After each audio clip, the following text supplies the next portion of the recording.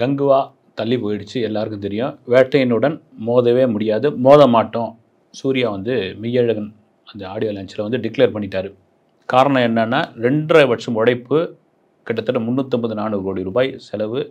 தமிழ் சினிமாவில் ஒரு உலகத்தரத்தில் ஒரு படம் பண்ணணும்னு ஆசை, அப்படி ஒரு படத்தை கொண்டு வந்திருக்கிறோம். இதை நான் மட்டும் உழைக்கல, அத்தனை பேருடைய வாழ்வும் இதில் இருக்குது அப்படின் பொழுது நாங்கள் தள்ளி போகிறதுல ஒன்றும் தப்பே கிடையாது. நான் பிறந்தப்போ ரஜினி சார் நடிக்க வந்தவர் வந்து, அவருடைய அனுபவம் தான் என்னுடைய வயசு, அதனால் ஒதுங்கி போகிறதுல தப்பே இல்லை அப்படின்னு ஓப்பனாக அடிச்சாச்சு வந்து. ஆனாலும் ரசிகர்கள் வந்து என்னங்க கிளாஷ் விட்டுருக்க வேண்டியது, சூர்யாவை போட்டு ஒரு பக்கம் அவங்க ரசிகரே வந்து இது பண்ணிட்டு இருக்காங்க. என்ன பேக் அடிச்சிட்டிங்க, என்ன முடியாதான்னா, வாங்க ஒரு வாரிசு துணிவு, மற்ற படங்கள்லாம் நடக்கலையா, எவ்வளோ இதெல்லாம் இருந்திருக்கு அப்படின்னு இங்கே சூப்பர் ஸ்டார் ரஜினிகாந்த் கிட்ட கேட்குறாங்க. கேட்ட பிறகு என்ன சொல்கிறாரு, தம்பி சூர்யாவுக்கு நன்றி அப்படின்னு. தம்பி சூர்யாவுக்கு நன்றி. இந்த பெருந்தன்மையான ஒரு விஷயம் போன பிறகு, ஆனாலும் இந்த சோஷியல் மீடியாக்களில் அது யார் ரசிகர்னு சொல்ல முடியாது வந்து. ரஜினிகாந்தை ஏன் நீங்கள் திட்டிக்கிட்டே இருக்கிறீங்க, நீங்கள் வருத்துக்கிட்டே இருக்கிறீங்க, அது ஏன்? அங்கே அவர் சொல்லியாச்சு, கங்குவா ஒரு பெரிய படம், ஒரு பேன் இண்டியா படம், பேன் வேர்ல்டு படம் கூட சொல்லலாம். எதற்கும் துணிந்தவனுக்கு பிறகு வந்து அவ்வளோ பெரிய கேப்பு. அதுக்கு முன்னாடி வந்து சூரரை போட்டு ஜெய்பீம் படங்கள் வந்து ஓடிடியில் வந்தாச்சு. என் ரசிகர்களுக்கு ஒரு பிக் ஸ்க்ரீனில் ஒரு பெரிய படத்தை கொடுக்கணும்னு ஆசை. 33 மொழியில் இந்த படத்தை டப் பண்ண போகிறோம். சவுத் ஏஷியாவை தவிர உலகம் முழுக்க இந்த படத்துக்கு ஒரு ப்ரொமோஷனுக்கு நாங்கள் போக போகிறோம். அதனால் நாங்கள் வேட்டையன் கூட போட்டி போட முடியாது. ஏங்க 72-73 வயசுலேயே இன்றைக்கி வந்து கின்னா வந்து ஒருத்தர் நிற்கிறாரு அப்படின்னா எவ்வளோ பெரிய ஒரு ஸ்ட்ராங்கான ஒரு விஷயம். சினிமா வந்து ஒரு வியாபாரம் தானே.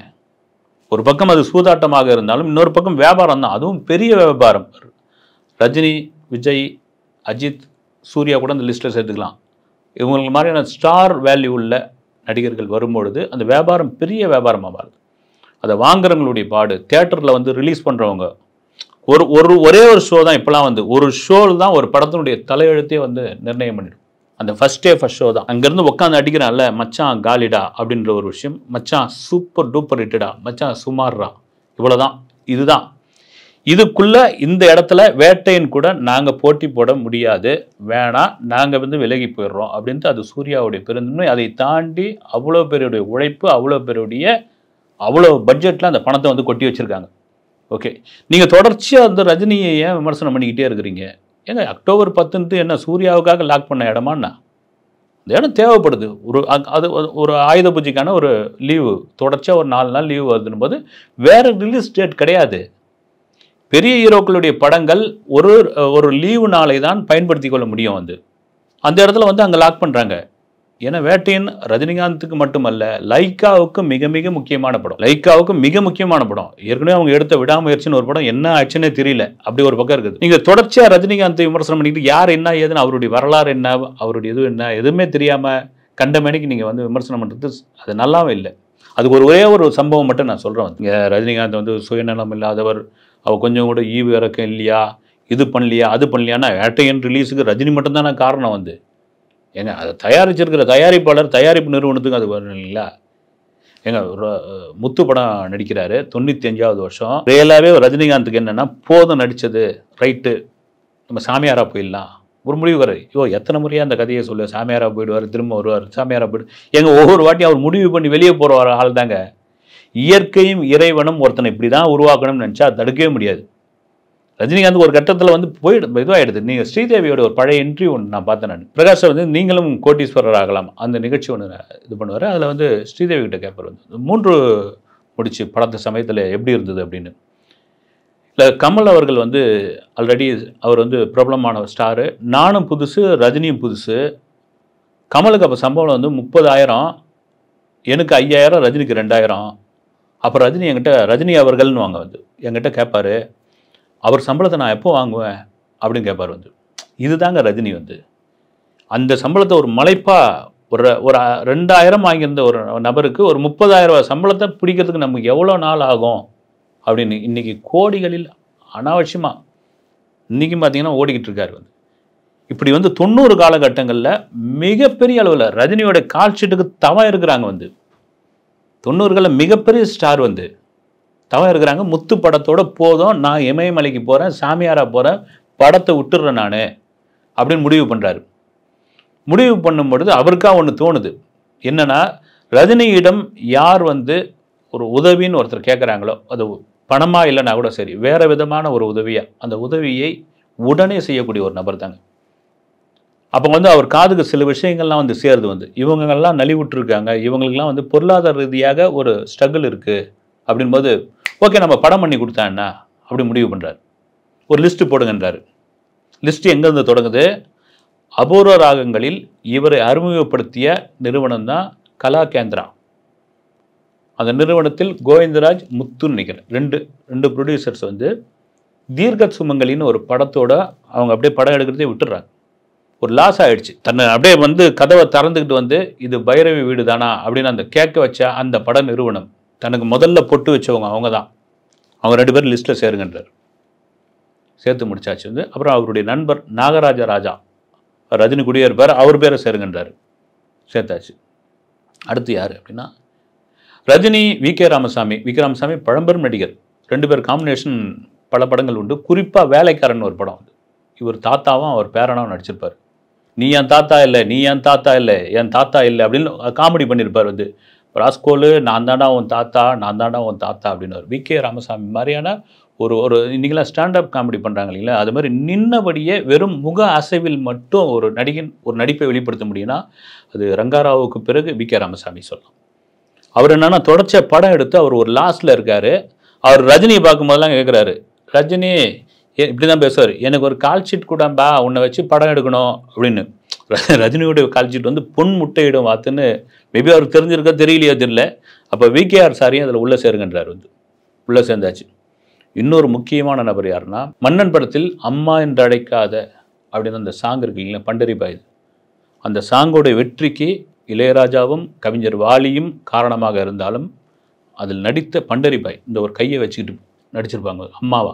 இவரே வந்து அந்த தலையில் எண்ணெயெல்லாம் தேய்ச்சி விட்டு தன் அம்மாவுக்கு குளிப்பாட்டி அந்த இதெல்லாம் மாற்றி இது பண்ண வெளியே வந்த அத்தனை தாய்மார்கள் அந்த படத்தை பார்த்துட்டு வந்தப்போ அந்த முந்தணியில் வந்து கண்ணை தொடச்சிக்கிட்டு ரஜினி மாதிரி நமக்கு ஒரு பிள்ளை இருக்கணுமே அப்படின்லாம் வந்து தேட்டரை விட்டு வெளியே வந்தது மன்னன் படத்தில்.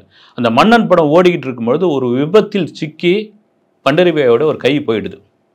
அவங்க பெரிய இதோடு இருக்காங்க. அந்த மருத்துவ செலவு எல்லாத்தையும் வந்து ரஜினி பார்த்துக்கிறாரு. அப்போது ஒரு நாளிதழினுடைய நிருபர் போய் அவங்கள பேட்டி எடுக்கிறாங்க. ரஜினி எனக்கு மகன் கிடையாது, அவர் ஒரு மகான் அப்படின்றாங்க. ஏன்னா என்னை அப்படி பார்த்துக்கிட்டாப்புல, என்னுடைய உறவுகள்லாம் ஓடி போயிட்டாங்க, எனக்கு மருத்துவ செலவுக்கே பெரிய பெரிய பிரச்சனையாக இருக்குது. யார்? எம்ஜிஆர், சிவாஜி, அந்த அம்மா வந்து அம்மா வேஷத்துக்குன்னே பிறந்தவங்க. அவங்க அந்த காலகட்டத்திலேருந்து அம்மாவாக இருக்கிறேன், எனக்கு ரஜினி மகன் கிடையாது, ஒரு மகான் மாதிரி பார்க்குறேன் அப்படின்னு பண்டரிபாய் அந்த அம்மா உள்ள லிஸ்ட்டில் சேருங்கன்றார். முடிவு பண்ணுறாரு. ரஜினி ஒரு மேடையில் உட்கார்ந்துருக்காருன்னு வச்சுங்க, ஒரு கேரக்டர் உள்ளே ஏறும் பொழுது 2 பேருக்கு மட்டும்தான். ஒன்று வந்து கே. பாலச்சந்தர் சார், அவர் வரும்பொழுது டக்குன்னு எழுந்துப்பார். எழுந்து அவர் சீட்டில் உட்கார்ந்த பிறகு தான் உட்காருவார். இன்னொரு நபர் யாருன்னா கலைஞானம், ரஜினியுடைய பர்சனல் ரூம் வரைக்கும் போகக்கூடியவர். அதற்கு காரணம் என்னென்னா ரஜினி ஒரு ஹீரோ மெட்டீரியல் அப்படின்னு நம்பிக்கையோடு முடிவு பண்ணவர் கலைஞானம் தான். பைரவி படத்தில் அவர் தான். எவ்வளோ பேர் சொன்னாங்க, தேவர் ஃபிலிம்ஸில் தேவர் சொல்கிறார், அவனுக்கு என்ன பைத்தியமாயா, அவன் ஒரு வில்லன், அவனை போய் ஹீரோவை படித்து படம் எடுக்கிற, நீ ஓட்டாண்டியாக தான் போனோம் அப்படின்றாரா. இல்லை எனக்கு தெரியும்.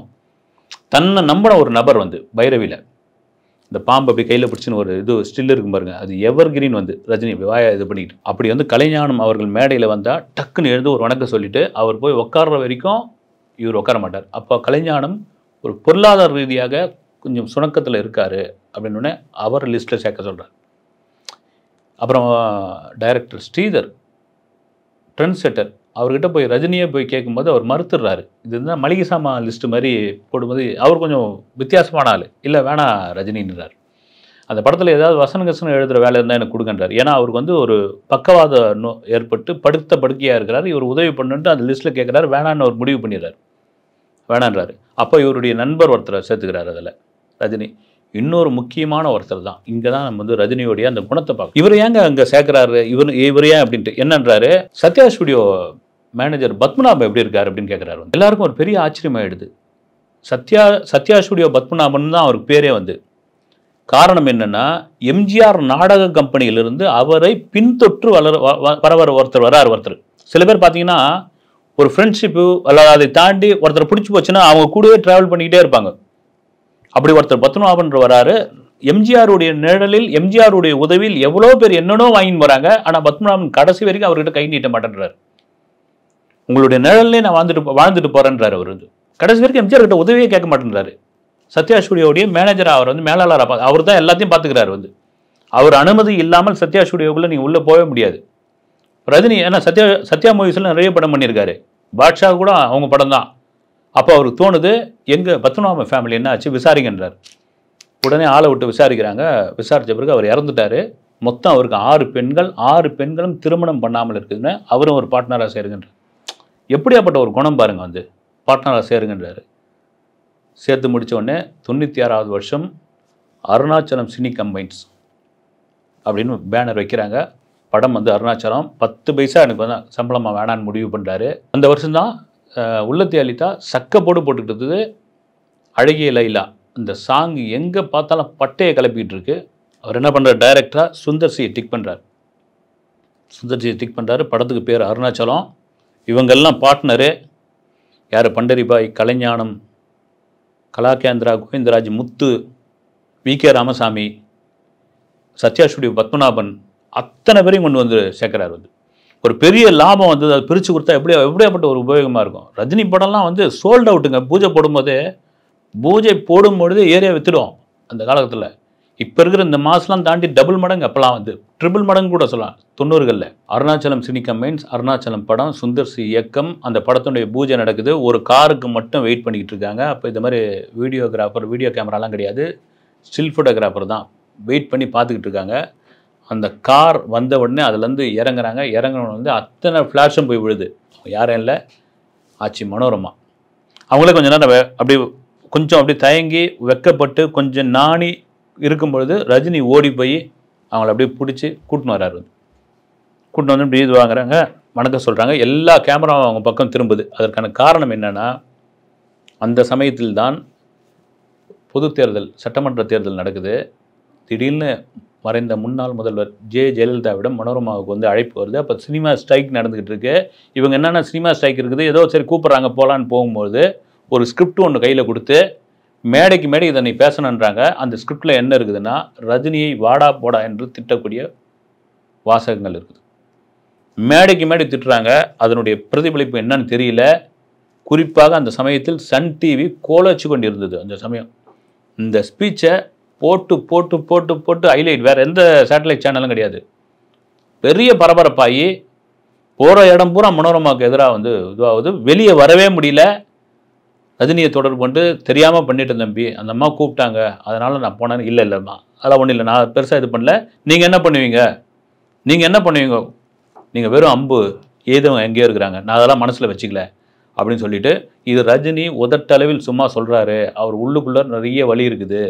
மனோரமா அப்படி பேசுனதெல்லாம் இருக்குது. அவங்க ரசிகர்லாம் சும்மா விட மாட்டாங்க. ரஜினி இதை மனசுக்குள்ளே வச்சுன்னு பழி வாங்க அவர் பாருங்கள் அப்படின்லாம் நினச்சிக்கிட்டு இருக்கும்பொழுது தான் அருணாச்சலம் படத்தில் ஒரு முக்கியமான கேரக்டர் கொடுத்து அவங்கள வரவழைக்கிறாங்க. அந்த பூஜை சிறப்பாக நடக்குது. அதுதான் மனோரமா கிட்ட மனோரமா நெகிழ்ந்து போயிடுறாங்க. தம்பியோட மனசை நான் எந்த விதத்துலேயே காயப்படுத்திட்டேன், தெரிஞ்சோ தெரியாமலோ. இப்படி ஒரு அற்புதமான ஒரு மனிதரை நான் பார்த்ததே இல்லை. அதுக்கு இன்னொரு ஃப்ளாஷ்பேக் என்னன்னா, வில்லா படத்தினுடைய ஷூட்டிங் வந்து நொச்சிக்குப்பத்தில் நடந்துகிட்டு இருக்கு. அந்த நேரம் பில்லாவுடைய கேரக்டர், அந்த ரஜினியோட கேரக்டர் என்ன ஆடுவார் பாடுவார் இதெல்லாம் பண்ணுவார். வந்து அவர் அந்த சமயத்தில் வந்து அந்த ஒரு டான்ஸ் ஆடி பாட்டு பாடிக்கிட்டு இருக்கும்பொழுது அந்த சமயத்தில் சுற்றி நின்று வேடிக்கை பாட்டு இருந்த ஒருத்தர் வந்து, இந்த பைத்தியம் நல்லா பாடுதியா அப்படின்னு சொன்ன உடனே மனோரமா ஷூட்டிங்கை நிறுத்திட்டு, எவன்டா அது, எவன் பைத்தியம் சொன்னது, இங்கே வான்னு சொல்லி அவன் சட்டையை பிடிச்சி, இவன் இங்கே இருந்தானா ஷூட்டிங்கே நடக்காது டைரக்டர் சார் அப்படின்னு சொன்ன பிறகு அந்த நபரை வந்து வெளியேற்றினாங்க. அதை மனசில் ரஜினி வச்சுக்கிட்டு அருணாச்சலம் படத்தில் கூப்பிட்டு அதெல்லாம் வந்து பாஸ் இஸ் பாஸ், முடிஞ்சது அப்படின்னு சொல்லி அந்த படம் ஒரு வெற்றி படமாகி அந்த படத்தினுடைய லாபத்தில் ஒவ்வொரு கணிசமான தொகை யாராக இந்த லிஸ்ட்டில் இருந்தவங்க அத்தனை பேருக்கும் கொடுத்தாரு. வந்து எதுக்கு சொல்ல வரேன்னா, நீங்கள் போகிற போக்கில் ஒரு கங்குவா படத்திற்கு கூட இந்த படத்தை கிளாஷ் விட்டார் அப்படின்றதுக்காக நீங்கள் திட்டுறீங்கல்ல, அதெல்லாம் தவறான ஒரு விஷயம். ரஜினியோட இன்னொரு மறுபக்கம்னு ஒன்று இருக்குது, அந்த தெரியாத ஒரு விஷயம். அது தெரியறதுக்காக தான் குறிப்பாக இந்த எதிர்வினை ஆற்றிய அந்த ரசிகர்களுக்காக தான் இந்த சம்பவத்தை சொன்னேன் நான். சூர்யாவே அதை சொல்லிட்டு போயிட்டாரு. சூர்யாவுக்கு நன்றி சொல்லி ரஜினியே கடந்து போயிட்டாரு. இன்னும் ஏன் போட்டு அடிச்சுக்கிட்டு இருக்கீங்க? அடுத்த வீடியோவில் சந்திக்கிறேன். நன்றி.